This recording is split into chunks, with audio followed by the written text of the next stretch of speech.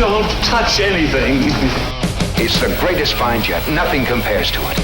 But it's definitely something you should hear. This is The Real Deal with Larry Lawton. Welcome to The Real Deal with me, Larry Lawton, and my sidekick Morty's on with me now. Yes, that's our mascot in the office, and he is everybody's going to get to meet Morty. We're going to start putting up some shorts with him. He's so much fun. I love this thing. So this dog.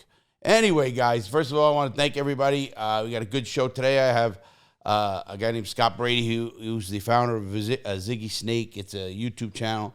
He's a great investigator, and him and I are going to be discussing a project we want to do. And we said, let's just do it on a show because he's that good. You've heard his work. If you haven't, you should go over to his channel. I'll have a link in this show for it as well. Because he's really, I don't say that. I'm on YouTube 24/7. Believe me, everybody. Always looking at different content, just liking different things, and it's crazy. So anyway, I found his channel when he emailed me as well, and I emailed him back, and I looked up his channel, and the investigating stuff he does, whether you believe in the topic or not. And I argue with him about topics. So I like that. I like a guy, but he's going to give you another side of it. And I think that's so important. And I think the more you can do that with anybody, the better you're going to be. And I really am. I'm looking forward today. I'm looking forward to this show. So is Morty. Morty's really our he's my man. Look at him. You guys, if you haven't seen Morty, just go over to the video and you check him out. Morty's going to be on. Morty is about 6 years old. He's a half American Bulldog and a Pit Bull. And he had just had major surgery on one leg. He has to have major surgery on another leg. So he's been laid up, but he's pretty good, you know. So what happened? I just heard a ping or something happened here, but I don't know.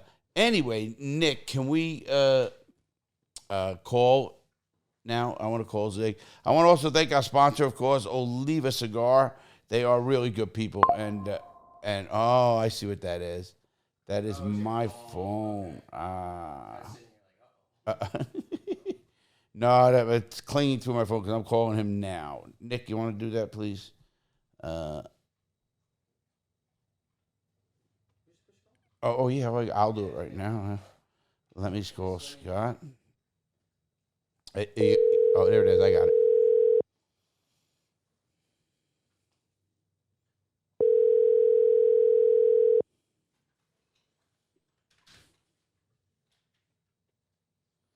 Hello?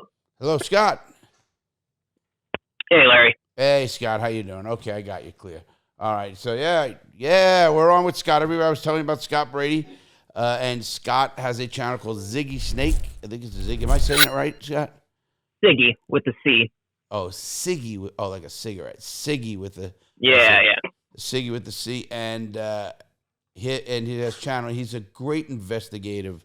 I call him, I guess, a journalist. You'd call him now. And he does his research, and I wanted to discuss a project with him, so I said, let's just do it right online, and it's a prison project. I had some ideas with him. Maybe he can add more bang to that, because I think he's great on the research end. So we're going to talk to him right now. First of all, Scott, how you been? Not too bad. Life goes on. Honestly, not a whole lot happening on my end. So. Yeah, well, where are you at now? I forgot. I forgot where you were at. Colorado. Oh, you're in Colorado. Yeah. Sure. Let me get that a hair lower. Yeah. Lower. Oh, no, it's going down. Okay. Scott, give me a test. Hello? Yeah. Oh, it's perfect. That's good. Anyway, so he's Colorado. How's the weather right now? Actually, really pleasant. Beautiful 70, overcast, bit of breeze. Oh. After this interview, I was actually going to take a walk. So. Oh, that'd be nice.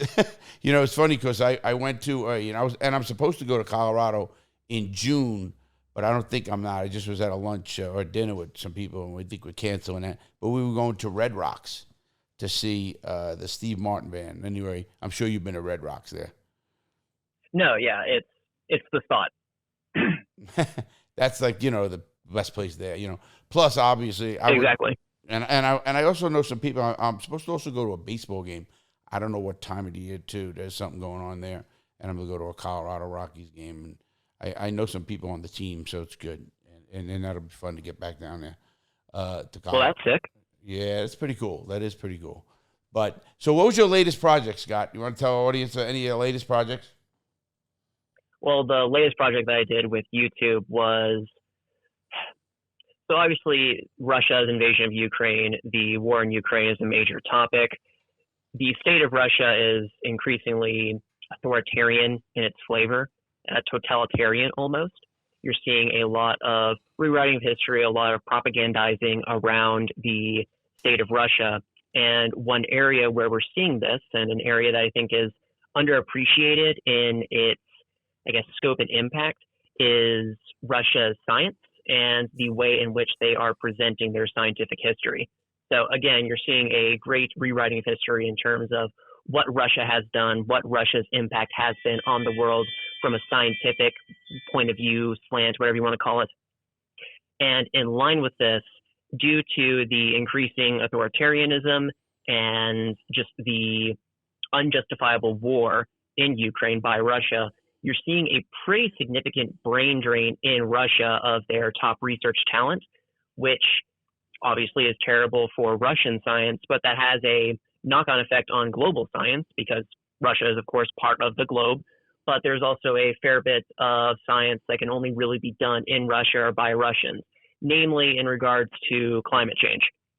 So that was a whole investigation video, whatever you want to call it, looking at that specific issue currently going on with Russia. You know, they always say, though, that the victor writes history. So, I mean, I don't know who the victor is anymore. You know, I mean, I don't even get, you know, as a guy, I love history. I'm a big history buff, geography, that kind of stuff. So, you know, the understanding of that whole area when the former Soviet Union fell, because I was in the Cold War. I was literally in the military, and we used to, you know, jets would come over our boat, and our jets would go chase them. You know, it was amazing, cat and mouse game during the 80s, you know, and I was in that, and I was in the Coast Guard where there were some major incidents with defection, and, you know, a lot of stuff happened back in those days. But anyway, so now what is winning? Like, okay, what's Russia want? They want Ukraine back. I'm sure it's more for the resources and a lot than just what they're saying. They want to unify their lands. Now, how are they going to go to Poland? I mean, where are they going next and next and next? Who knows, you know? Obviously, I mean, that is the major concern surrounding Russia at this point. You can look at Vladimir Putin's justifications for this special military operation, along with his consistent longing for the good old days of the Soviet Union. And given the fact that he is just the singular autocrat of Russia, I mean, he obviously has to work around with oligarchs here and there, but he's basically driving the ship of state, and he can do what he wants in terms of returning to, again, those good old days of the Soviet Union. And this appears to be a manifestation thereof. Well, you know, I don't know how deep you can, you know, get into that, because obviously it's the people. The only one who could change that is the people, when they don't want that anymore and their living conditions get so poor that they want an overturn. They don't. That's why you can't. Here's the biggest problem what people don't get with the Russian. I had Russian people in here. I have had Ukrainian people in my podcast. And matter of fact, that Dr. Vinarsky still donates and stuff to go down. He's from Ukraine, originally from Russia, which most of them were. And as he said to me, he goes, you know, this is amazing. But in 2000, and you know, when they've been having freedom for about 20 years now, Ukraine. I mean, under their own own total democracy, about 20 years. You cannot, well, closer to 30, but yeah. Maybe that. So whatever number of those years are, you can't take a guy your age who's never knew anything but freedom. You ain't giving this up. This is freedom. And then you take the old people like my age who might have remembered communism and how it was, and then you give them freedom. Now you're going to take that and go back? No, I'll die for it. You know. So it almost reminds me a lot of America. You know, during World War II. If that war was lost, we're speaking German. You know, the world is speaking German. It's not, you know, and Hitler took over and everything else. So, I mean, I look back at things like that. It was a unification of the world.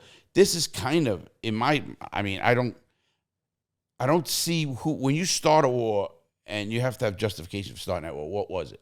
You curse somebody out, you know, something stupid, or was it, you did something. You kidnapped 100 of our citizens or something and tortured them, you know, whatever goes on there. So it boggles my mind right now to this day in today's geopolitical world, especially how we are in a world economy world, social place. Everything is the world now. It's no more the United States or Canada or Mexico or England or Russia or Germany. It's really a one world country now. Call it what they want. They had all those conspiracy theories that, all that kind of stuff going on. But I think you get what I mean. So I think it's hard in that. No, I 100% get what you're getting at. We're in an increasingly globalized world. These actions of outright invading another country are aberrations, frankly. Yeah, 100%. I mean, how do you think you could occupy something where they don't want you there? I mean, just people know too much today. It's not like you can brainwash them as easy. It's the internet. They have social media. They have a zillion things they can do. And they do it. While I agree with that, that's predicated on people having decent and reasonable access to those resources in the first place. Predicated on their media ecosystem being relatively fair, relatively unbiased, relatively uncontrolled in a sense.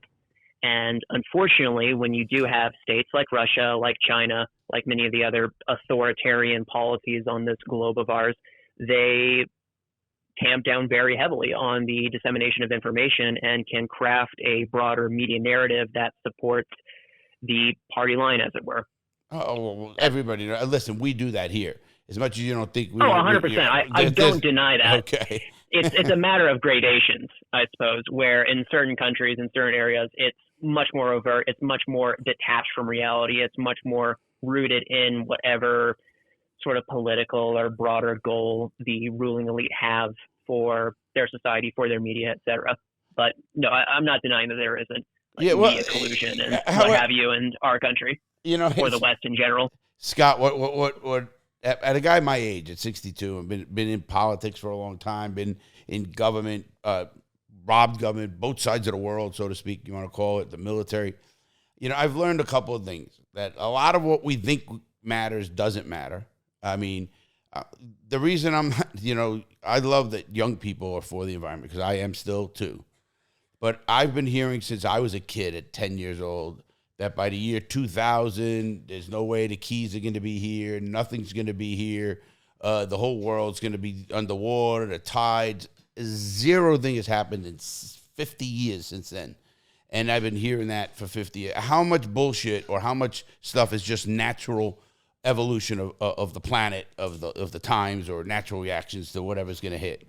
So I guess I'm not saying I'm jaded. I'm not. And I love that and I love this about you, Scott. You have that energy, that fire, listen, I'm sitting here today. I was watching the Trump, the whole Supreme Court, because, I do law. So I love that kind of stuff. And I'm listening to oral arguments in the case for the, unprecedented power, and, that the president should have. And it was just great to hear the arguments. And I got back, and it gave me that hope again. I hate to say that I don't have hope. That's where we're going to get onto a project I want to do with you. But I wanted to look at what you inspire me about is that you go at this with a good open heart. You're logical about the research you do. You do both sides. You do the stuff with the gambling, the lottery, and everything you've done. So I love that part of it, and I just don't want you to get jaded either, because the more you see, and then the more you realize what you thought mattered didn't mean shit, you start realizing, wait a minute, just get to the people right close that you care about, do them right, do people right, period. But, look at, I don't know if you've heard about the story about Mr. Beast. He gave water wells in Africa or something. Then they were crucifying him because he was a white guy or something like that. I said, hey. I've seen something about him getting, as you said, crucified for that. There's a lot of, frankly, pissants on Twitter and what have you that are eager to tar and feather anyone and everything for doing anything of note or import or usefulness. It's just something that you have to, frankly, mock and just laugh at from a distance. It's not worth your time, almost. No, 100%. Now, that's what brings me on to a question I want with you, and I'm asking it on the air. You and I talked about doing a project together or something like that, and I had this in mind. I want your ideas or your thoughts, and we can bang it around here for a minute. I want to research the Bureau of Prisons, the people in it, the officials, maybe in the last 10 years, and see where they are now. Are they in the private industry? They were making X amount now, and now they live in, where they're making $50 million a year. Where did some of these revolving door politics? Right. Where is all this? How are these government employees? How are these guys going from the Bureau of Prisons onto a private prison industry making, stocks and bonds $1 million because they're bringing all their knowledge and how to screw the system and how to screw people to the private industry. The area of corrections or the area of rehabilitation, area of prisons and what we're doing is and should be getting more and more light, if you know what I mean. Can you get a water, please? Getting more light. And light by that, I mean, given the good answers, given like, hey, why do we think the Bureau of Prisons is messed up? Well, look at the last 5 directors. They came from this area or this sector, had no idea this sector. Like, we have a Bureau of Prisons director right now. She comes in 2 years ago, give or take, a couple months either way. Did you know just a few months ago, she was in a congressional hearing, and the congressman asked, well, how many people do you need to make the Bureau of Prisons whole, where, they're not understaffed and all that? She did not know a number. If I'm a CEO of a company, and I'm there for a year and a half, and I don't know how many people I need to make this company run like a fine tooth comb, so to speak, or whatever it is, the saying, then I'm not doing my job. How many, do you need 5,000 people across the country? I mean, how many down? Are you 10% down on every prison times, whatever it is? And we need this kind of budget. She says she doesn't know. So I'm blown away, and I think no wonder things don't happen. No wonder things don't happen in government. Because they did all this shit. They have her on a hearing. What are you going to do? Now what? They get another one who doesn't know it. Here's where I think they're wrong, and I'd love to. I don't know if you ever heard my solution, how to fix the prisons. And I literally said it, and I can do it. And I can put a team together, and I can show them where they can get the budget from, which it wouldn't cost them any more money. These private companies would take care of that. And put X amount of teams together. And here's the key. The team has to have a guy like me who's been into prison, been in the hole, understands the system, has to have a prison guard, former guard, understands that side of it, a former medical personnel, and one of my team would be either a nurse or understands clinical stuff, what has to happen in clinics. For that, I would bring a bookkeeper on my team, and preferably one who's dealt with the kind of size companies that each prison would be. Like if it had 300 employees and X amount of stuff. So I'd have that. And I would have special access. Here's how that only works. The Bureau of Prisons puts out a memo. It says there is a special team that can come to your prison anytime they want, any day they want, and you have got to give them full access to that prison, unfettered, and if you deny this, you'll be fired the next day. Here's why. Then I can get up with my team at 2 a.m. and say, let's go. We're going to go to this prison. And we're going to go in there, and we're going to really inspect the prison the way we know it has to be inspected, where they can't hide the bad inmates, where they can't clean up things and order different things and hide shit and hide bad cases. We would go in there. I would find out what exactly is going on in that prison, and not there to fire them. I'm there to now give it to the warden and say this has to be done or fixed or whatever. You would stop abuses because they don't know when you're coming, and we see a beaten inmate, and we know what to do. And the only way you do that, because when they do what they think, they have a thing called the ACA, American Accreditation Association. It's a crock of shit. These institutions go through this bullshit. They know they're coming. They paint the buildings. They sweep the walks. They give you the best food. They suck your dick for the fucking time you're in there, and then you're fucking after they leave, you're back to the gutter. So it's bullshit. I would have it where we could talk to any inmate, and they would talk to me because I'd know how a way to keep them safe. And then I would do that, and then and you can build a few of these teams in states or government, and you will stop abuses immediately, the beatings, because you're going to know right away what's going on in a prison, and you're going to have real inspections, real stuff. You're going to get rid of the bad guards and the bad people quicker because you're going to let the ward know. And that's it. You got a big company. You have 300 employees. You're going to have bad employees. We know that. So let's get rid of him. Unfortunately. Yeah, Yeah. it's just a numbers game. You know that. I mean, I can. No, Anybody tells you exactly. different. Exactly. Yeah. No, So you get where I'm going with it. The research on this would, I think, 100% is with you. And I was thinking about it, and I was saying we can maybe research and do something, and even put that out into research. Just get something published on it. Hey, man, buddy. Yeah, my buddy. it's something to look into. It's a approach that most likely is not being taken in any sense by our current oversight authorities for the Bureau of Prisons. As you said, they're able to, dress themselves up in preparation for these inspections, interviews, essentially, and make themselves out to be actually decent facilities when they are anything but. So having a much more rapid, shall we say, unpredictable system that can actually catch them with their pants down is vital in actually sniffing out the issues with them. Well, it's not even just about catching them. It's about if they know it's there, it's a preventing measure. Not only that, it's not like that they're, out, a lot of them just get lazy. A lot of them just don't care. Some of them are outright corrupt, obviously, but some are just don't care, and they're so lax. Things happen. People die. Medical issues happen. And everybody has to realize, no matter what a person did in there, it's somebody's son or somebody's father or somebody's grandfather or whatever, brother. And I mean, the other thing with it is they're sentenced to 15 years. They're sentenced to 20 years. They're not given a death sentence. Absolutely. The only populace in this country that actually has a legally or governmentally mandated right to health care are inmates. And they don't get it.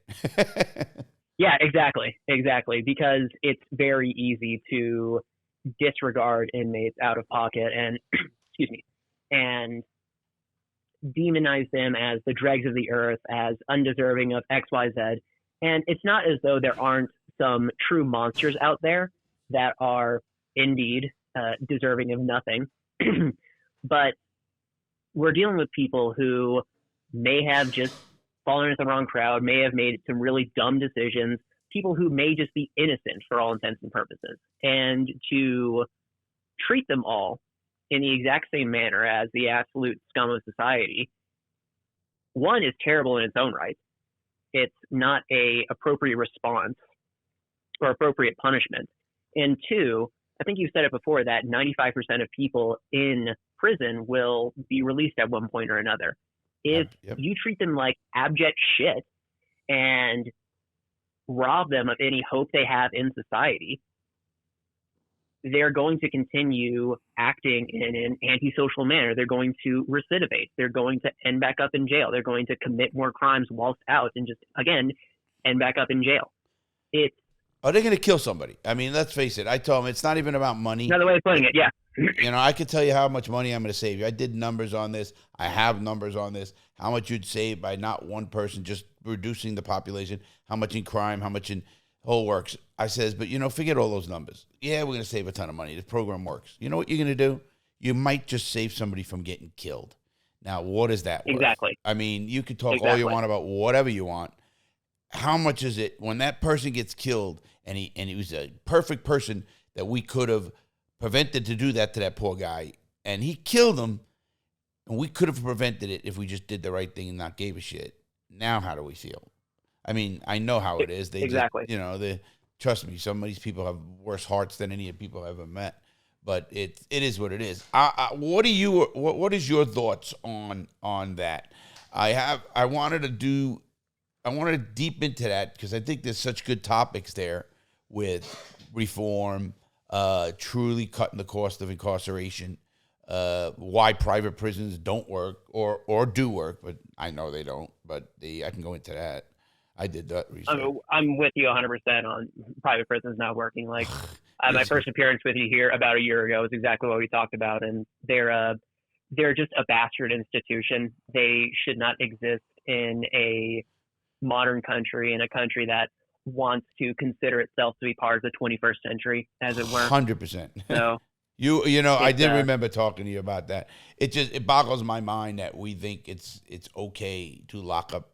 listen, lockup is necessary for the worst of the worst. People are going to hurt somebody.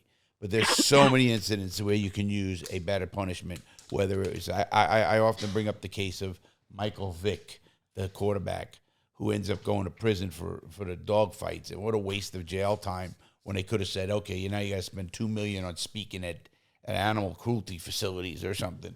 And it would have been a lot better served. What do you think? There was a deterrent there? Give me a break, So Exactly. And we can get into that. But I'm looking more now on the corrupt side, Scott, just to let you know. Are these... Understandable. Who's making the money? Why is this prison system, whether it's private prison, let's jump into them. There's Core Civic and there's Geo. They're the two big dogs. Who's the CEOs? This is all you because you're good at that. Who's the CEO? Well, how much they make? What was their their package and all this kind of stuff? Oh, their compensation packages are well into the seven figures, just of like actual cash. And then when you get stock options, it's even worse than that. It's grotesque, frankly. Well, that's what we got to see and see why it. Who's in it now? Who are them? Now, if they're making that money and they're paying people, what congressmen are making money? Why is this? Why is this happening? Until your kid goes to jail or something. With that, from what I've seen, the general distribution of lobbying funds for private prisons typically skews Republican. The last number that I saw was like a 4-to-1 ratio between Republicans and Democrats. 100%, I believe. Similarly, I believe you see greater, incidences or percentage of prisoners in private prisons in redder regions of the country. That's not to say that blue states or purple states don't have private prisons. Colorado here, I think. No, you're 100% right, though. No, you're. But listen, you got, of course, you got Texas and Florida. I mean, that's your big. Exactly. Your big two right there, so, and of course, all of those states. Even Angola, Louisiana, one of the worst prisons. The prison systems. Louisiana is a depressing state on so many levels. Oh, I know. Yeah. Anybody who builds a town in a ditch, you got to think twice about where their reasoning comes from. Yeah, kind of. But anyway, what is your thought? Can you wanna there's a lot. I'm sure there's a lot to do. What are you doing, Morty? Morty, come here. Nick, Morty wanted to get down. If he does, I'm with Morty as our mascot. Yeah. Heard that. Yeah. All right. No, he's good, the dog. But anyway, so I'd love to find out what like a former warden. I can give you a few names of wardens I know, that were in the Bureau of Prisons. I did hear one named Lamanna, John Lamanna. He was I think he went with one of the private companies. I don't know if he died or not. But I heard he was making buku bucks that's the guy that abused me. And he went from the Bureau of Prisons to the private prison sector. Revolving door system. Oh, of course, They get trained here, they screw everybody here, and they go make the big bucks and screw everybody, because they don't have a heart, man. They've showed that they can just close the door and watch people get beaten and it won't even bother them, So I love these people who say, fucking don't get me on all these politics and all this shit. Get me going. I want to stay away from a lot of it. So, but you can't, that. Nobody can really stay away from it. It's impossible to avoid it. And at that point, you might as well just full bore stare into the abyss and try and seal it up in some sense, I guess. I actually did. I told you I was watching the presidential Supreme Court motions for the immunity. And it was really interesting. I love the law, man. I love getting back into that kind of stuff. And but this is why this end. I'd love to prove some kind of corruption or prove something in the Bureau of Prisons. I feel finding that proof probably wouldn't be too difficult. I mean, ultimately, the general revolving door system of politics that we have is just far enough to establish essentially plausible deniability for people who go into private industry from the public sector. But it's still so obvious to anyone who observes it neutrally from the outside to see that progression And from there, it's sort of open secret. So I'm not sure what the exact solution would be at that point, and just continue raising attention of this issue and hoping that there can be some sort of sufficient public outcry to address it, or what do you think would be a good approach in that regard? Well, yeah, I've been thinking about that, and obviously, the problem inmates have is, there's not. Listen, like you said, they're viewed as the dregs of society. Obviously, listen, there's a lot more criminals who didn't get caught, so we know that. We can go that route. But so I think that's a hard sell. I think the best sell for the public is how it can really affect you as a citizen by getting killed by one of these people, or that don't have hope, that weren't given a hands up, so you're their next victim. I often said... I fully agree with that. That framing it in terms of not the abuse or the victimization of the perceived dregs of society, even though, again, they aren't. It's a much more nuanced matter than that. But putting it in terms of, hey, if we don't reform this institution, we're going to have more crime. We're going to have greater costs. It's going to come back to bite us in some fashion. It's going to affect those we love in one form or another, et cetera. 100%. That appeals to people's that more so appeals to people's self-interest and greed, which are almost you can expect those attributes or parts of humanity to be found in literally everyone, whereas the sort of broader, I guess, empathy on this matter is not as common, unfortunately. But but what it really triggers too is people want their loved ones, whether they're grandkids or their kids, mothers, people, whoever, to be safe. And if you have the resources or the knowledge to keep a person safe, and you heard certain things like we're talking about, what are you gonna do? You're gonna make sure your kid is safe, make sure your wife or whatever it is. So however that worked, that's what you're gonna do. I mean, obviously, that's how I mean.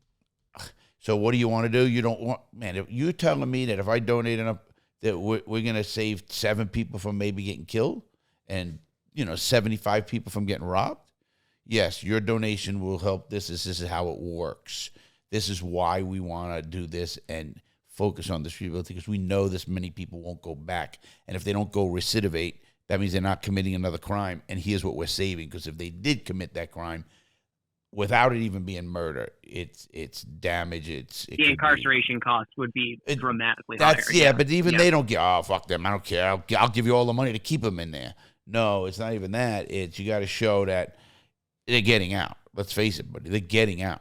That's the other thing. And then when they get out, do you want him living next to you when he don't give a fuck and he might just cut your head off because that's what he's pissed off now because he has no hope? No, you don't want that. Precisely. I hope you don't want that. And I look at that in that regard. But I think that's the only, and I don't know what you have to show, but I think it'd be interesting to show people how corrupt it really is. Like some people think, they need to be in there. Wait a minute. Do you remember pay for prison? Do you remember that? Do you remember in Pennsylvania, the judges with the juveniles? Yep. That is kids for cash. Kids for cash, right? That to this day, when I think about those guys, I wish I was in prison. I think I would have fucked them both. I'm sorry. I'm sorry, everybody out there. I get very mad. We can cut it in. Sorry for cussing. His sketch. You ever hear sketch? Sorry for cussing. But you get my point. Anyway. But yeah, kids for cash, it being a abomination. Yeah, a total abomination. There's a couple of things. Matter of fact, when I got you on the line, I wanted to do another one. I wanted to do. Listen, I was talking to a couple of friends of mine, right? And one guy's a gay guy. We're all good friends, and we were discussing the military. Like today, is it? When I was in the military, they would kick you out if they even thought you had any kind of guy sexual encounter, whatever, right? Yeah. And then now, of course, it's don't ask, don't tell, nobody cares. And I always said, why does people care? I don't care who's with me, and we're fighting for the same thing. I mean, that's I don't know if it goes back to inherent racism or just a prejudice. Homophobia. I mean, homophobia. I think that's a big one, and I think because people always say, "You don't care about anything." No, listen. Everybody. Listen, should not give a shit whatever the people think. Period. And I tell everybody out there anyway. Be you. And you know what? You'll find the people who you connect with and you want to be around anyway. Life is too short to be around the people you don't want to be around. I told people Exactly. a couple of things I told people. I said, listen, I don't do this. I don't go to parties just to go to parties, and I don't want to be there. I don't want to waste time. Why be there? I don't want to be there. Why am I going to go waste 5 hours of my day and how many days you got left? And I'm 62, and, what do you live to, 80? I'm just saying. Time's the only non-renewable resource we Yeah, have. you got that right, man. I tell that to everybody. I have one of my posters. It says, time you can use it. I'll have to get that one for you. But it's so true, And I try to tell that to all people with time. That's the only thing. I mean, anything you can get money back. You can do something different. You can figure out, and what it just drives me nuts. But so where do you want to go with it? With what? No, which ones you think it'd be a good idea? You think it'd be good? To look into the corruption surrounding the Bureau of Prisons? To see whether the Bureau of Prisons, how in bed are they even with the Bureau of Prisons, and hey, listen, all they got to do is go over there and recruit. Hey, listen, any warden that's going to retire, give us a year notice. We'll find a place. You can start out at $250,000 or whatever. You know what I mean? Whatever they can do. No, yeah. I mean, it's valuable to investigate that either way. But again, I feel the issue of revolving door politics is more a open secret at this point. And it's a matter of, again, channeling people in certain directions to address these particular issues in the first place. If you're able to get some sort of bombshell instance of corruption that is pretty cut and dry, that can accelerate that process, I suppose. But it does just come down to just another corruption case. Yeah, I guess. Yeah, I mean, I said that to somebody the other day. They go, unfortunately, oh, man, can this happen? I said, listen, this is happening every day. It's just not, you're thinking it can't happen because it's your city, but it's happening. Yeah. Hey, listen to this thing on time. I want to show you. This is what one of my posters say. Time is free, but it's priceless. You can't own it, but you can use it. You can't keep it, but you can spend it. Once you've lost it, you can never get it back. That is pretty cool. That is really Harvey McKay, whoever he is. But I love that. Oh, Nick, look at that picture. I looked at this. This is amazing. And click up on the remote and watch what happens. Yeah, this is crazy. Oh, how is Nick? No, Nick is here. Nick is working on something else, and he messed up. But I'll help him. I'm the tech genius in this room. Actually, look at you. Of laughing. all people. Anyway, Scott, I want to do something with you on this. A project like that. I don't know what you want to do if you want to do one of them. No, I'd be interested in at least investigating with you a bit, so we can dredge up and present. Well, could be interesting, could be important. Well, I after watching everything on TV about about the courts. I don't know if you knew Atlanta was shut down. Atlanta prison was shut down.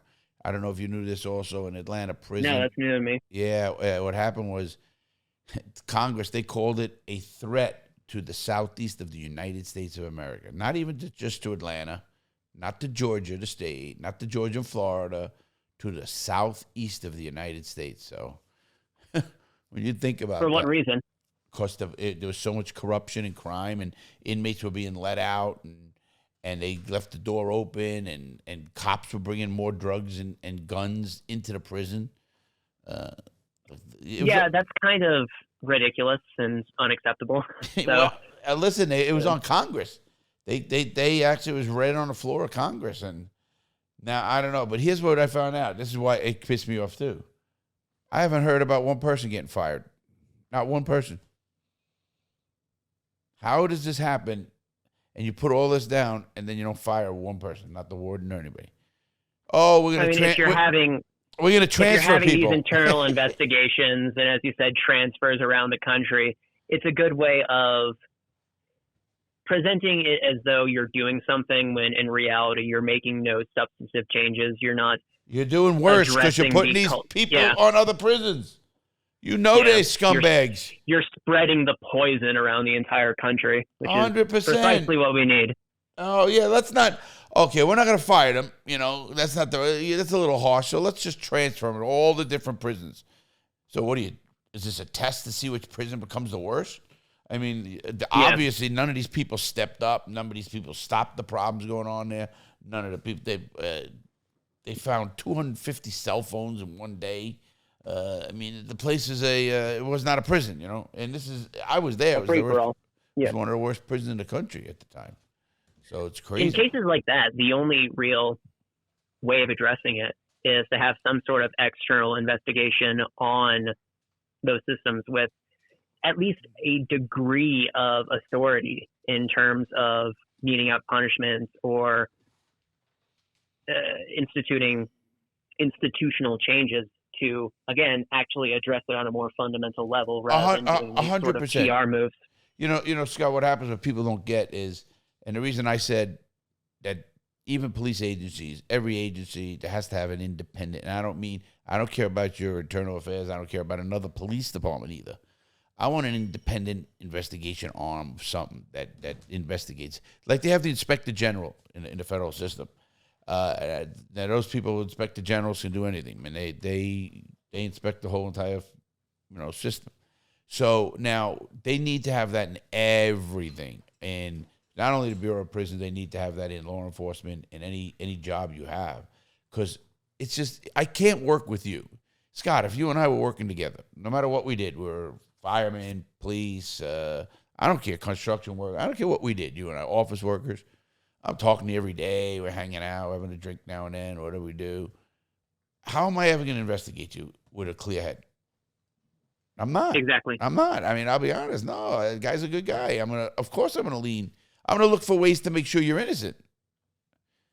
Which is exactly which they should do anyway.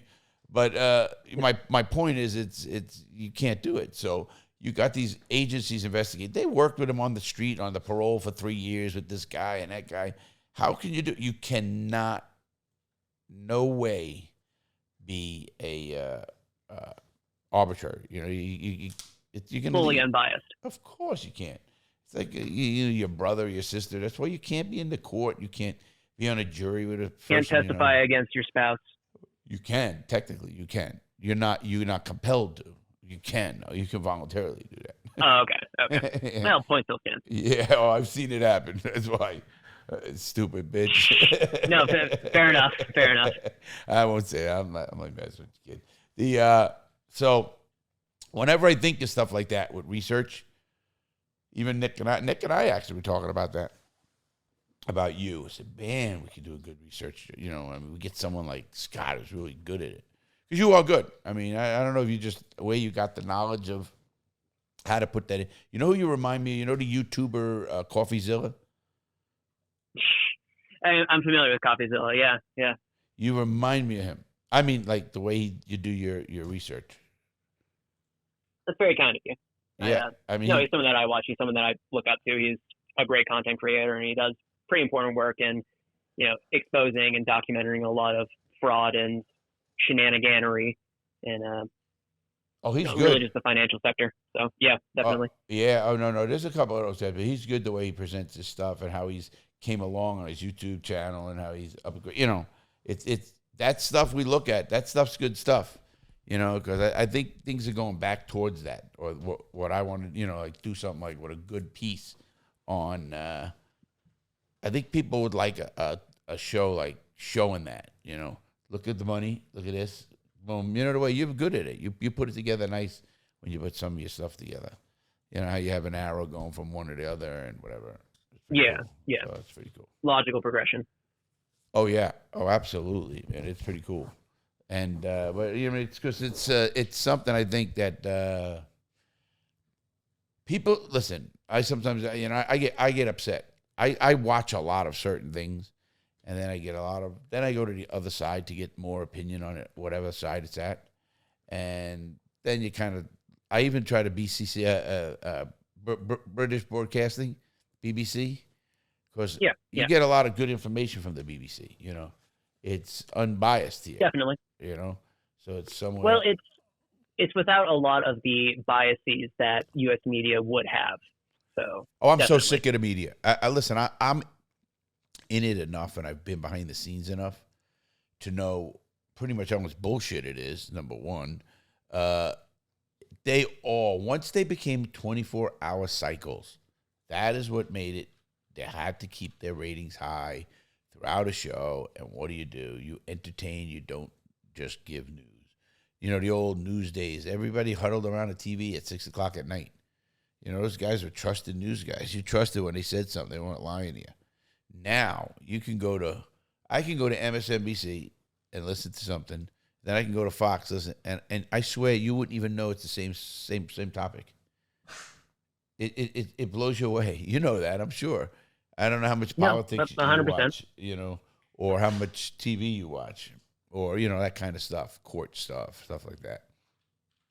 I mean, I try to get. I love not much TV, but I'm reading articles. I'm watching YouTube, watching news clips, etc. Yeah, that's too. That's what we got. YouTube on 24/7, pretty much, literally 24/7, and we always have something on it. You know what I mean? And whether it's a trial of this or Joe Rogan or this one, whoever, it's what we do. We love that, and it's cool though.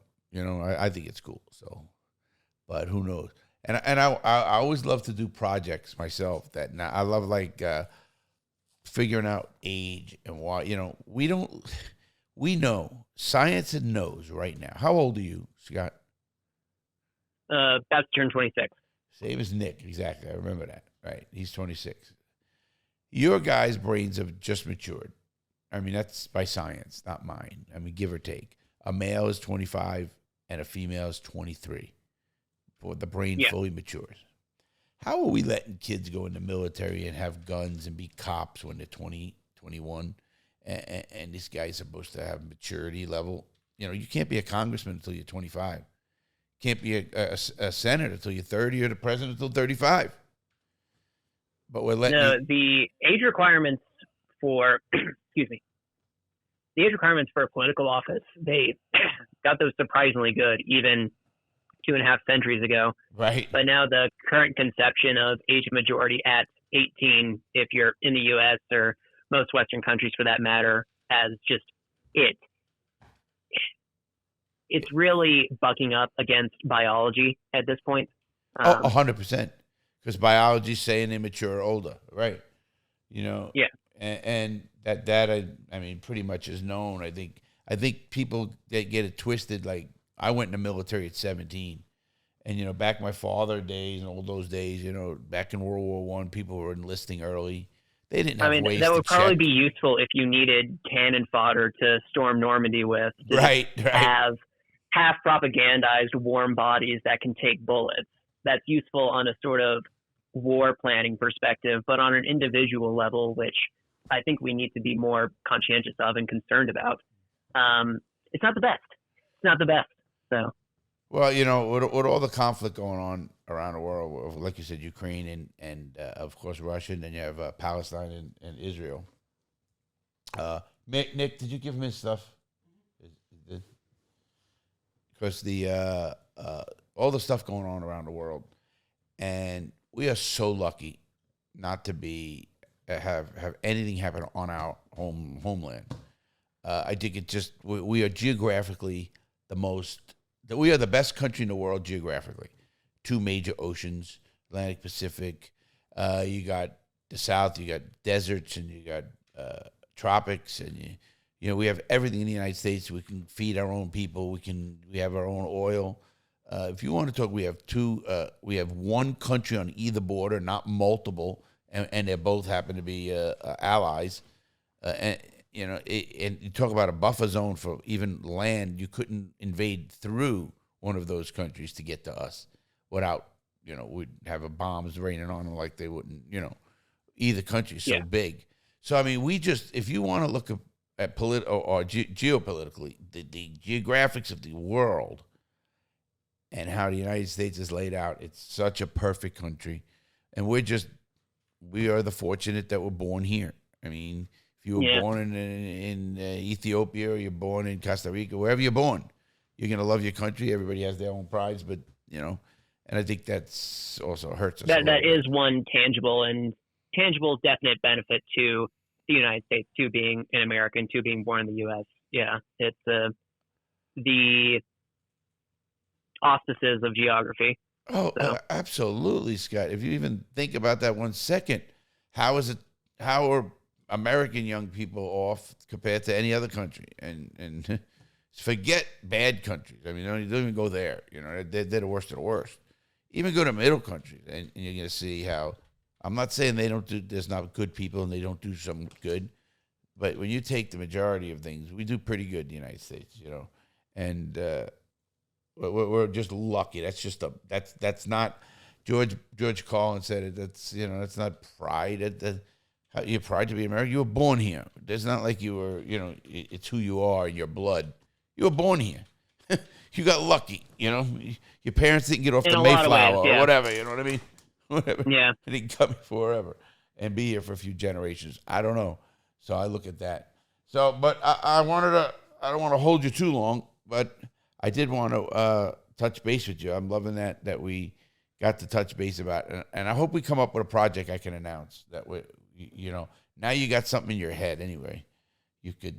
Yeah, I'd love that. I'd love that. Give it a little bounce around. Like how can we make that if we prove whatever, or demonstrate some reasonable connection.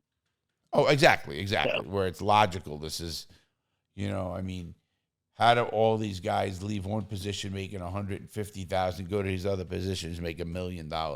Why? I mean, is that the normal stroke of promotion in this field? Then tell everybody how do wardens get bonuses? How do they, how are they judged? The incentive structure that you have discussed in terms of prison administration is beyond perverse.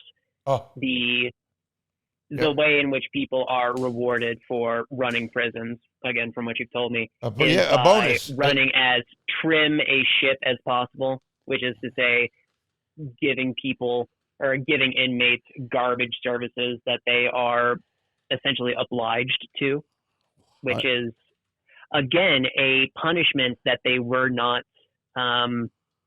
given. They're supposed to be behind bars for 10, 15, 20 years. They're not supposed to be behind bars 10, 15, 20 years with hardtack and stale water filled with measles or mosquito larvae or something and operated on with rusty scalpels and bullshit. Oh, and come out so much, the lifespan is so much less than another person who never went because of the damage it does to your sleep, your this, everything else, and go on and on. So it's... Now, in no way should inmates and prisoners be given lobster bisque or shrimp skewers or something like that. I'm in no way advocating for something like that. I don't think any reasonable person would. But a reasonable baseline of nutrition, of healthcare, of basic human services and amenities to keep them sane, keep them reasonably well, both because it's right during their stay in prison and it will allow them to remain tethered and somewhat connected to society once they're inevitably released. Hold 1 sec, okay? Hello? Hello? Hey, did you make it home? Yes, I'm home. I'm on the air. So are you. Oh, we're on the air. Hey, caller, what would you like to know? Hey, Larry, what's your favorite color? That's a good one. Blue, red. Okay, I would say mostly red. Red, white, and blue. Yay. America. See, I'm America. I'm a Donald Trump, and I'm America. Mark. I told Nick I want to be on the list, and he said, "What list?" Oh, Nick you told Nick? Yes, I want to be on that. Laura's on the phone, Nick. And she says he gave you a list. She wants to come to Germany. He said no, you didn't. He said no, you didn't. Yeah, Germany? Nick said, "What list?" Oh, he said what what are you talking list? about Germany? I don't even know anything about this.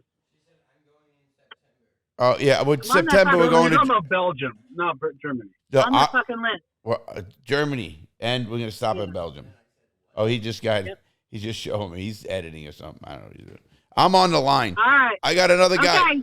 All right, I'll talk to you guys. Later. Bye. Got home. Bye. I had a great time. Bye. Bye. Bye. Hello? Scott? Yep. Oh, sorry about that. There was actually a doctor who was going to call in, but we kind of don't have the time, or anything. So, but we just said hello. And, No, I got you. And man, time flies when I'm thinking about what you could do. What I always watch your career, and I look at guys like the Coffees or somebody else, the guys who investigate stuff or something like that. And I said, that's you. That's why do you have a picture? Too? Do you want to put a picture on the when you're up talking? Yeah, I'll send one your way, and I don't know, shortly after we're finished up here. Got it. Nick, do you need it sent any certain way or any certain size for the thumbnail? No, just send it to Nick. You have his email, right? Yeah, I should be able to. Yeah, it's Nick. If not, I'll text you. You guys can figure it out from there. Yeah. Just because he's gonna take this and take care of this from we're done. But I'll if you have an idea, let's try, because I'll put out a community post and ask them what they want to do, how they'd want to do that, and I think it'd be pretty cool. I think it'd be a good thing to do. For sure. Open somebody's eyes, see how much corruption is really out there. Probably even shock me. I don't know about that. No, it's crazy. So. Well, I'd love to find out how you can get a connection. This guy goes, he becomes a lobbyist, and you see this one congressman's, money going up. I don't know. I will refer it. How would these congressmen all go to Congress? They make $170,000 a year, and they all come out worth $5-10 million. What investing they do, huh? No, yeah. So the sort of pseudo insider trading that they're able to engage in doesn't. Yeah, you're in a doesn't help meeting. either. You're in a meeting. You just approved a $20 billion contract for Northrop Grumman to build missiles, and you just signed the approval. So you walk outside and you say, "Call my stockbroker, buy all the shares you can of this before this announcement." Before you know it, the announcement's worth he made $500,000. So pretty much. That's pretty much exactly how it goes. And they do it they do it. They don't quit. But it is what it is. Anyway, Scott, anything else? The one other thing worth harping on, and what I thought we'd be chatting a bit more about, is in regards to rehabilitation in general and some of the programs that could be implemented for prisons to rehabilitate their inmates, reduce recidivism, that sort of thing. Oh, I love that. Yeah. I talk about that all the time. I didn't know which one. I didn't want to throw too many at you, but I totally understand. No, I love that. Programs, listen, there's a reason the United States has the highest recidivism rate in the world. It's because we do nothing for them. We just think they're going to go away and say, okay, now I'm better, or whatever it is. You go to Germany, Sweden, all the Nordic systems, anything like that, and they are so much more rehabilitative. They're more family orientated. Family oriented. They don't, again, treat their prisoners like they are unequivocally and always the dregs of society. They do what they can to treat them as human beings, to not give them an environment or an excuse to completely abandon hope or drop out of society, because again, at the end of the day, they're going to be released at one point or another. And it behooves us to set these people up for failure, where that failure will affect us negatively down the line as well. 100%. And it's programming, and again, they give it lip service. This is what people don't understand. they're going to come back and say, we have a program. We have this already. Yeah, you do have it, but you don't have it. It's fine to have it, but if it's servicing 10% of your inmate population, then you 10% have it for all intents and purposes. Not even that. How about forget the 10%? How about it has it and then it goes away? Or it had it and it went away? Or we're using the money for something else. We needed security. We're lacking guards, so we need it for security. That, the Bureau of Prisons or any prison system has the greatest line in the world to get away from things. And I heard it because I sued them enough. It's for the safe and orderly running of the institution, we decided to cancel recreation today. For the safe and orderly running of the institution, we decided to skip meal 2 today. For the safe and orderly running of the institution, we decided to stop recreation at 5 o'clock today for the next 6 months. For the safe, that word for the safe and orderly running of an institution is the catch-all, because it literally is a mother of everything. For the safe and orderly running, so we don't kill people, we're going to do this, or we're going to get an extra doctor. We're going to kill, knock off doctors because there's a line, and they justified it because they said someone got killed on the line waiting, so they didn't want line, so they said let's have medical care. You know what I mean? They're going to come up with something.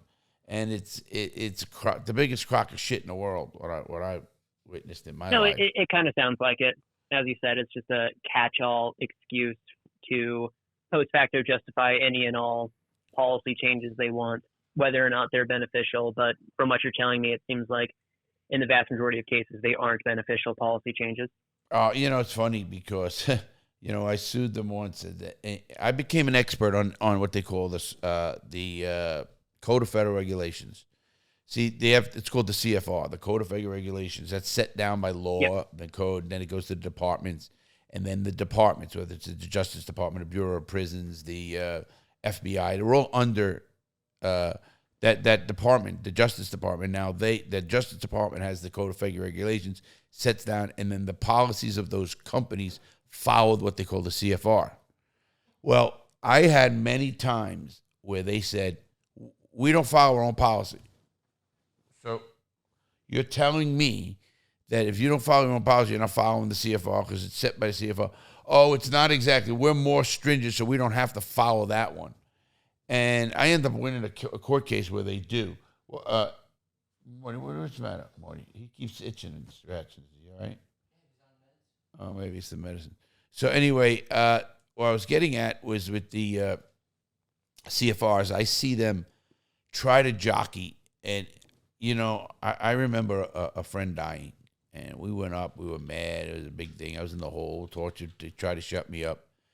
And, we ended up, one of the lieutenants told me, he goes, he'll get, his family gets paid. Like, what are you talking about? He's dead.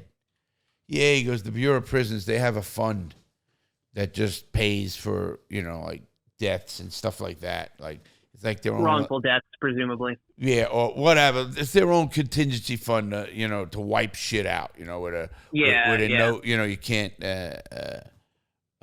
can't reveal it. No disclosure clause.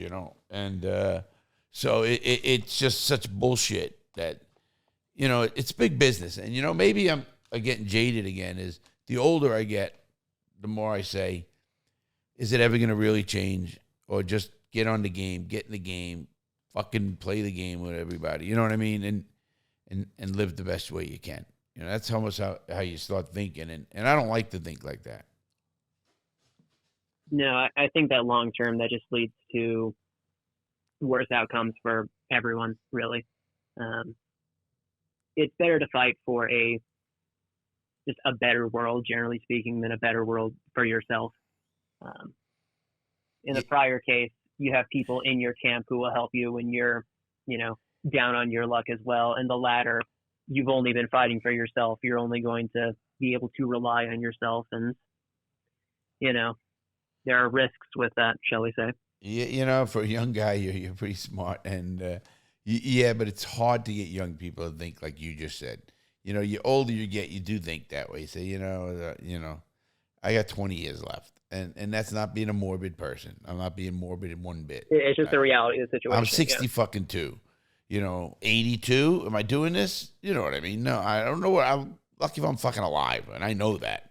So, and I'm not being, again, that's just normal. My dad died that age. All my grandparents died younger. It's just what it is, you know? And I'm a realist. I'm gonna live forever. No, another 50 years. No, I don't. You do. Nick does got another 60 good years, you know, with medicine and stuff, and really knock it out of the park, change the world, I say to young people. If they just take the mistakes I made, don't make them, you know, take all the good and learn from it. You know, we learn from our, you know, mistakes. And that's not the way to go. They say, learn from your mistake. Yeah, definitely learn. No, there's a better to learn without making. No, the smart person learns from his mistakes. The wise person learns from others' mistakes. Yeah, exactly. And then that's the way to do it, right? So, yeah. But anyway, with that, you know, I like your ideas, obviously. Again, just don't get jaded. It's hard. It is hard. Nick gets jaded already, and, you know, just because he's seen a lot already, you know? And it's just, that's the way it is. I mean, but it's better to have that knowledge than other kids. Man. It is difficult, so. Oh, yeah. But it's better to have that knowledge, you know what I mean? I look at that and say, have that knowledge of no, it's important to have that. And the other thing is that I think it's just logical to not be jaded, because if you are jaded, you're not going to be productive. You're not going to make any difference or improve your lot or others' lots if you're just straight jaded. Now, don't be like blindly optimistic or filled with hope when it perhaps isn't warranted, but don't completely abandon it, because, well, it just won't do you much good. No, I always say, I don't even hang around with I want to see the people, and I want to hang with the people who believe the glass is half full, not half empty. You know, sure. Being around energetic, lively, positive people, there is much research done about successful people, hanging around with successful people. 100%. You know, negativity, you get people, and they are negative about every fucking thing in the world. And it gets so old, you know what I mean? What the fuck? Yeah. You know, I mean, no, fucking it's sunny out. It's nice. Go fucking light a cigar and fucking jerk off or something. Have fun. Do something, you know what I mean? And it just drives you crazy, because it seems like those are the people you can give them $1 million and they're pissed you didn't give them $2 million. You know? Yeah. I mean, really, there's people like that, you know? There's people who just, no matter what you do, you couldn't, you know, you couldn't change. It just, you know, when we were kids, we used to call them negative Nellies. You know, that's what we call them. I've heard negative Nancy's before. Negative Nellies, you know? So, and, but, you know what I mean? Now you guys call them Karens. Those crazy bitches. Right? Isn't it Karens? It's not that Karens aren't a thing. It's just they probably don't translate one-to-one with the negative Nellies you were talking about. Those just seem like grumps and hardline pessimists. Karens are individuals that are ticked off at the slightest inconvenience or XYZ not being perfectly up to standard, often to help them. So, slight nuance difference. I get a kick out of listening to them, like getting in people. You can't do that. That's, you know, I love when people say you can't do it, the government can't do something. I go, listen to me, buddy. The United States went into Panama. They decided that Noriega was a drug dealer. They put him in a plane. It just happened. Yeah, you're not wrong. The actions of the United States in Central and South America are questionable and replete best. With, so 100%. That's something more people are beginning to see and acknowledge and take issue with. So, different topic for a different day. 100%. You know, it's just that's a topic that, like, you know, listen, you want to talk about, was Reagan a drug dealer during the Iran-Contra affair? I mean, you know, you want to get down to it? Why didn't another country come to the United States and put Reagan in handcuffs and take him to their prison? The only reason they didn't do it is because we got a bigger army than them. That's the only reason. Pretty much. And that's the only reason we did it to Noriega, because he's coming from Panama. If that was Russia and that was Putin, we ain't going in there to go get Putin. You know what I mean? Yeah. It's a crock of shit. It's, you know, and listen, I love my country, but I don't believe this is the all-star spangled banner bullshit, you know, you see in the world. You know, it's not as what people think sometimes, you know. No, I'm with you there on that, in that the sense or idea of American exceptionalism throughout the past 3 or 4 generations has, I think, largely been to our disadvantage, because it gives us a chip on our shoulder and a blind spot on what the United States is. The U.S. is exceptional insofar as there is only one United States. There's only one country in this geographical area with 350 million or so people existing and doing stuff on this planet. That's true. But we're a country like any other. We're capable of having flaws like any other. And in thinking that we are exceptional and above it all, again, gives us a blind spot to these issues that need to be focused on, frankly, and in turn addressed. So you're 100% right. I'm telling you, it keeps reminding me. If you never saw it, you got to go back and see it. Aaron Sorkin's Newsroom. Just watch the opening 15 minutes of that show, and you will guaranteed watch that show. It's the best show that's ever been produced. If you haven't seen it, it's called The Newsroom. And just Google on YouTube, Newsroom opening scene, America, whatever, something. And he's a news reporter, and he's on a panel, and he has to talk about, all Star-Spangled Man or America. And just listen to his speech, and it'll blow you away. And I really want... I think I know what you're talking about. I just looked it up. I'm seeing snippets of it that I believe I've seen before. It's Jeff Daniels. Yeah. It's if you just sit down and watch that, the full whatever minutes it is, and just to substitute, they're on a panel. It's the opening of a show. Aaron Sorkin, one of the best writers in the world ever. He wrote this, and he only writes two seasons, I think, or 3, and he's done. Closed it.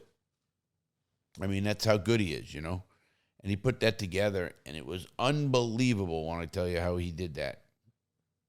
And how he made these characters who they were, and it was the whole show was based around actual events and everything. I love shows like that. Just like I was a big reader, and W.E.B. Griffin, it's called. They had books. It's called The Lieutenants, and then the colonels, the captains, the generals. These are books by W.E.B. Griffin. And you follow this character throughout all these books, Porky Waterford in general. And I remember this. Can you believe this? There was so many thousands of books ago, but it was just, I love those books. And I would get into the characters so deep. And it's just like this, it's the same thing. And you got to watch that. One of the best things you'll ever read. And it's going to stick in you forever. People who heard it remember it vividly. So, and you just do that. And you're young, and you're more of an optimist and more of a positive person than most young people your age. And that's a bright side, though. Don't ever lose that. It's hard, but don't ever lose that. We need guys like you. I appreciate it. It's the pessimism and the negativity in my generation, or simply like people around my age, I more than understand, given the bleak state of affairs over the past decade or so, I'd say.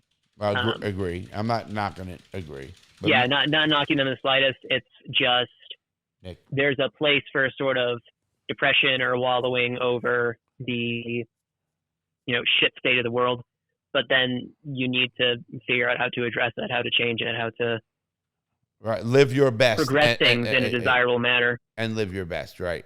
Don't try. Exactly. I think it's more about the juggling and everything else, but that's just life, and I think that's what makes life exciting a little bit sometimes.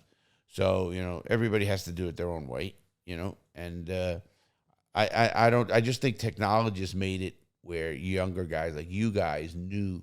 I think there was the same kind of shit when I was growing up, but we didn't know it because it was the 6 o'clock news that got their press release, and they got their press release from the Department of Defense, the Pentagon, and they did that, and the White House did another press release, and that's all you got, and you had to believe them, and the whole work. Now, forget about it.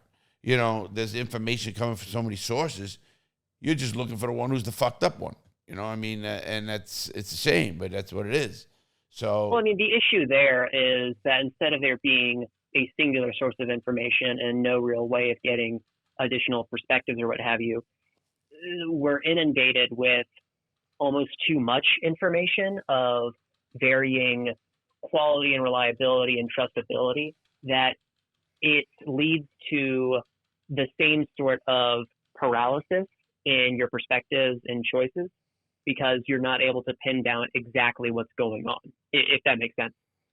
Well, yeah, I mean, I see what you're saying, but, I don't know. See, I'm more of a... I think this is preferable to the limited information streams of the past. It's just, it's not all positive, not all roses at the moment in terms of the information landscape. Well, I don't know. I almost buck on those things because I think we there's so much information. Maybe it's too much, but that's okay too. They always say there's never too much. It's how you disseminate it. So, I mean, all the information you do get and where you get your information. Obviously, I think the biggest problem in today's world, if you want to follow a narrative, it is very easy to find numerous articles and everything that you want to read and believe and you want to believe. You literally could type that in and you will get a renowned professor agreeing with your exact stance or whatever it is. But he's really been proven down in 5 other magazines or whatever it is. Well, yeah, that's the other thing, that you can find resources to substantiate and support whatever belief you already have. If you go in wanting to believe something, you can very easily strengthen that perspective if you don't have a sufficiently open mind on your beliefs on a particular matter.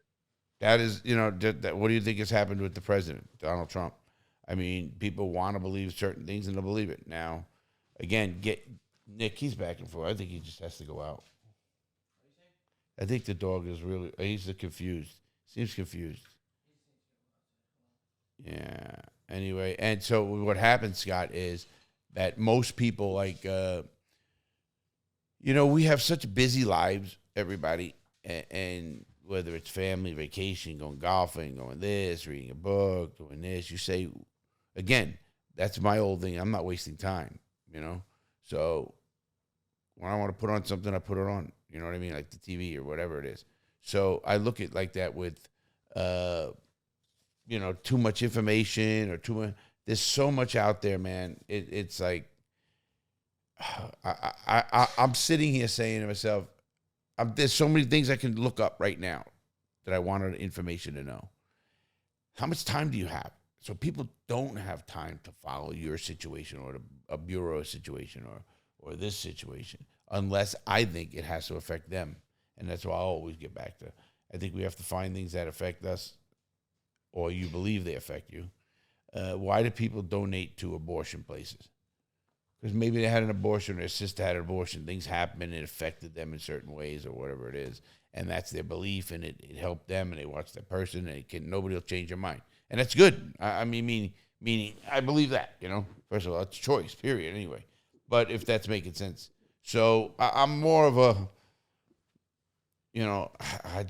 I know how easy it is to get jaded because I look and say, well, does it really matter? Who gives a shit what we think anymore? There's no global warming. There's none. I think there is. I think it's a natural progression. Everybody believes in it, but nobody knows to what end and how to fix it. And these people come up with these zany ideas that Florida, the Keys weren't going to be around, and by 2000 there was going to be no more Florida Keys. My buddy just sold a house down there for $1.4 million. So they're going crazy down there. If that's a place that's going underwater anytime soon, these rich people are stupid. So, I mean, well, wealth does not necessarily correlate with intellect. I was the only answer you could have gave there, but. Meaning, but they do have money for a reason, and most of them are not, inherited, whether it's earned or, how they got their knowledge, what schools they went, whatever it is, you got to appreciate that. You can like Donald Trump or hate Donald Trump. Guy's not stupid, manipulative. I can go a lot of names, but he's not stupid. People say, oh, he is stupid. No, you cannot stay on top like that.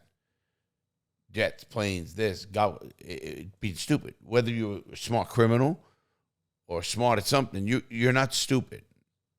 So I think people got to get that through their heads.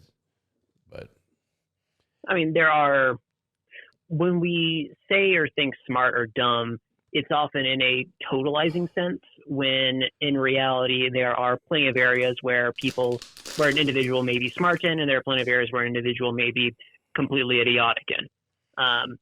I majored in chemistry, for example. I have some background and some knowledge in chemistry and STEM and the sciences from that, but I'd probably be incompetent at laying roof tile or cutting piping for plumbing or pursuits of that sort.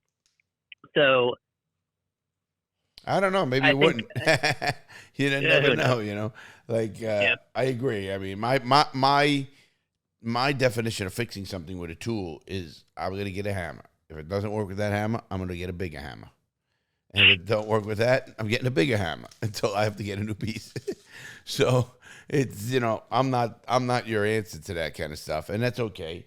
And I'm not the intellectual. I guess I'm more of an experience-driven person in everything I do. And I think that's obviously there's no better experience than having experience. You know, I love these guys who want to do prison reform, or all these news guys that want to do stuff. Never did a day inside. They have no idea what it's like to get out. They have no idea what it's like to get on that bus. They have no idea how it is to get that call at nighttime and, you know, lock up Lawton, pack up, you're going home. Or, you know, no anticipation of every call that you get. Is it something bad or good? And then when you get out, that expectation of every time you see a cop car, they're going to come arrest me or whatever it is. You know, you're more comfortable confined than you are in the free world. So they don't know that, and they're telling me how to do rehabilitation. Go fuck yourselves, because you don't know. That's like me asking me how to be a electrician. I don't know. Ask me how to put a fucking tile on the floor or a tile in a bathroom. Nick did tiling, and I told him that's about $700. He laughed. It's about $10,000 because I have no clue. I don't know tile. So, you know, I mean, ask a person who's been there. Don't go to a media guy because he read some books and he talked to some people. He doesn't know the feeling. And that's just knowledge. Now, can he co-write with a me, you know, like you and I can do? Absolutely. And I can maybe express the feelings they have, the anxiety, the you know, the trepidations, you get caught for something else you didn't do, all the things that go through your mind when you're getting out of prison, you know, and they don't do that. They want to say, "Oh, I got the answer. Yeah, I'm a Harvard grad. I don't give a fuck what school. Did you go to Leavenworth? If you didn't go to Leavenworth or Lewisburg or wherever, Atlanta, you didn't go to prison. You didn't go to school. You went to your bullshit school. That's, you know what that school will Well, you get don't have sufficient perspective on these matters. Of course not. You put that guy in that environment in prison, he's going to be my bitch. He's going to be everybody's bitch. He's going to do whatever we want him to do. And it's just the way it is. I mean, I'm not trying to, that's not being tough. I'm not just telling life. Listen, I am out of place in a fucking library. You know how loud I speak, Scott. I mean, I can't do it. But you know what I'm saying? I'm more. No, I get you. I am more at home in a fight or in a, you know, in a debate or in an argument or what do you call it? Like a loose situation, you know, at a bar or wherever. Something less formal. Yes, less formal. You seem formal. I think you seem non-formal too. So I mean, maybe that's a gift. So I guess you could say I prefer formal environments, but I am capable of navigating less formal environments. Yeah, formal environments are good, but a lot of times you get people who just have to be there, their suits and stuff like that from academia or stuff like that. No, yeah. You know, but when you get to those functions at the country club and you get people there who lost a kid to crime or his son is in jail, his grandson is, you know what I mean? You get people who are there because they want to hear the topic. And then they want to see how they can help or what they can do, whether it's money or not. Some want to write letters. Some want to, you know, and I love that when I hear that, you know, because people think it has to take money. No, it can take something else. It take a little time, a little communication skills. So I kind of look at that, Scott, and I look at ways. So the formal settings are yes, but that's your book people. When I was recognized on Congress, that was just formal bullshit. You know what I mean?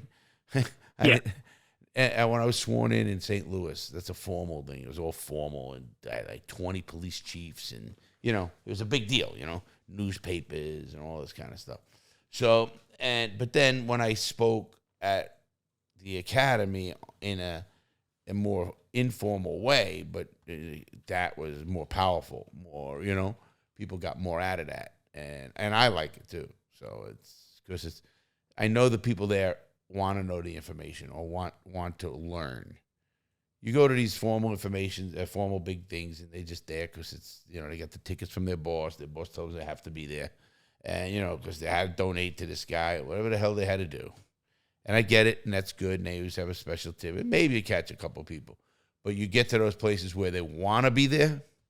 That's your room. That's your room. And you know why preachers do so well? Because you're going into their house. And they're controlling going to see them. Exactly. And they control the environment. They control the sound, the temperature. Everything is a science. You know this. And they keep you in that chair to sell you bullshit. I'm sorry, I'm not religious. But they'll sell you a dream of salvation. And it doesn't cost anything to them but words. And it costs you 10% to tithe or whatever that is. So, yeah, pretty much. Don't get me on that topic. Talk about the best business in the world. How is that a business? You don't have to have inventory or nothing. You don't have to pay taxes on any of this stuff you do, anything. That's a hell of a fucking business. Yeah, it's something. There you go. All right, anything else you want to get going, or are we good on a couple of topics to look into? No, yeah, I think we ran the gamut, ran the bases.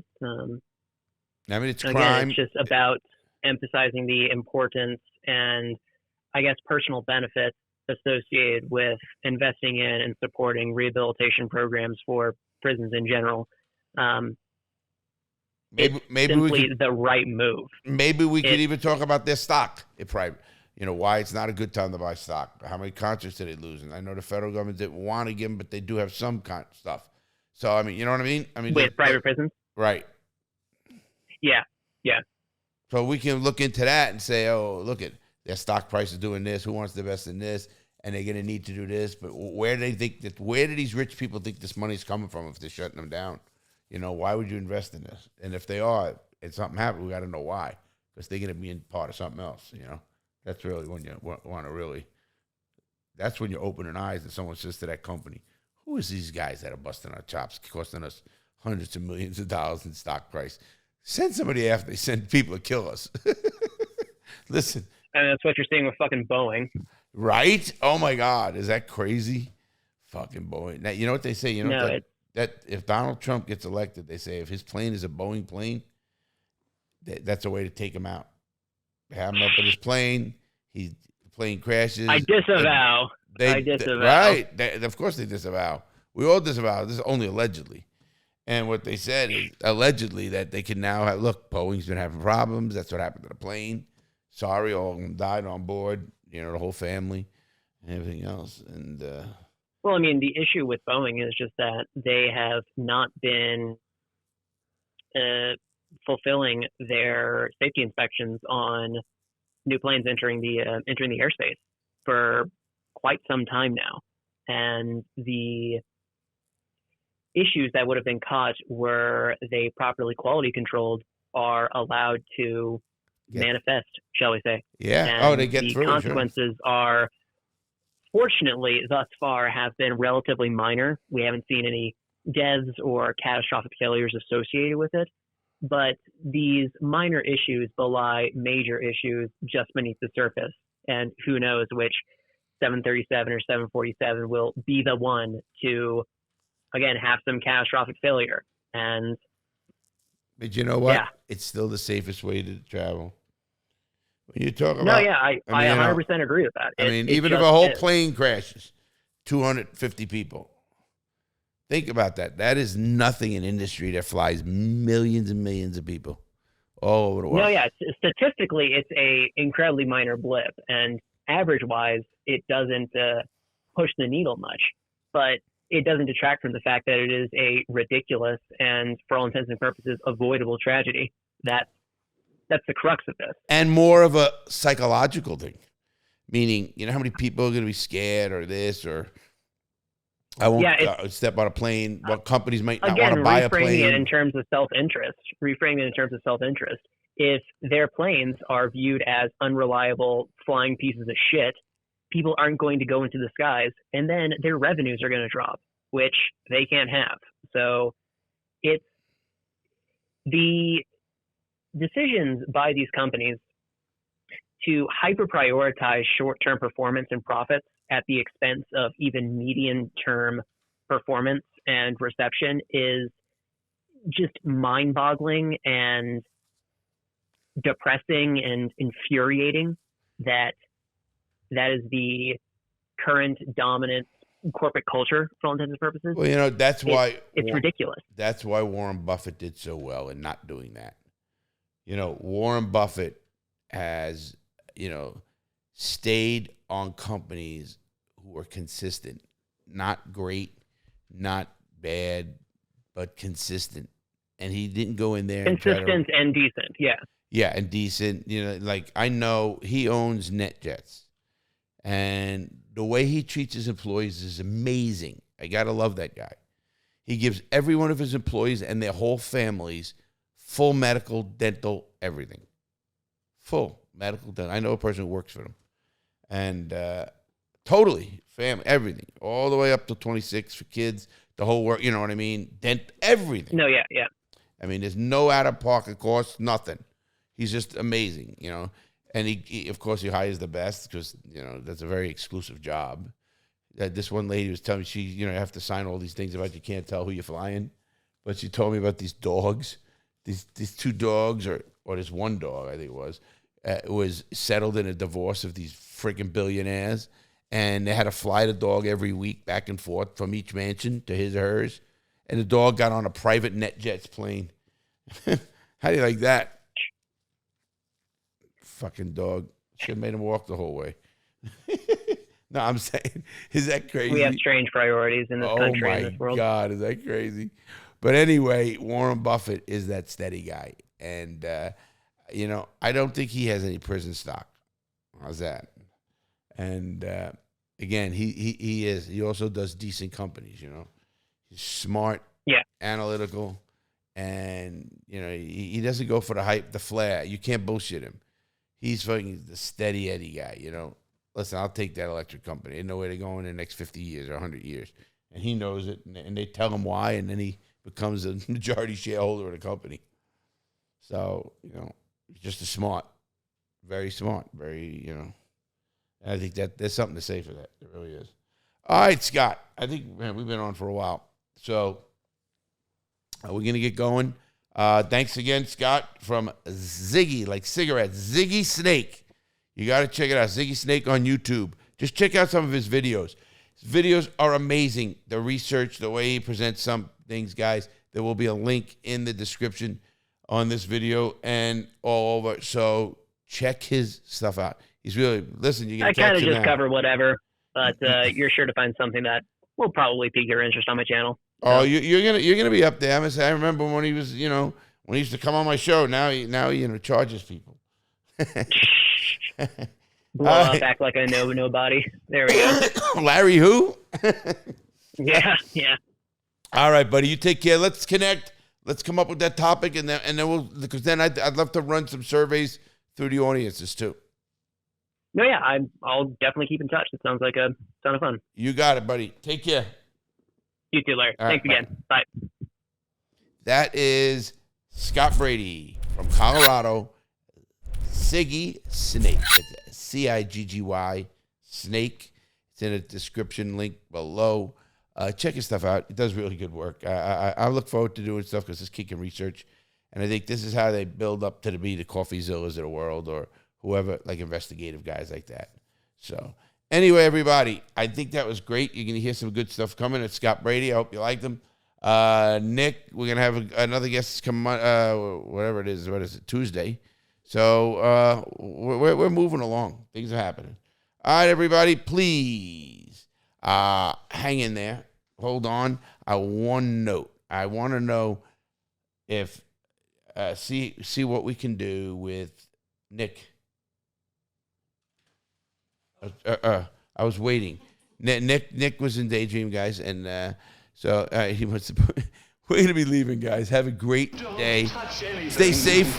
See you Tuesday. Nothing compares to it. But it's definitely something you should hear. This is The Real Deal with Larry Lawton.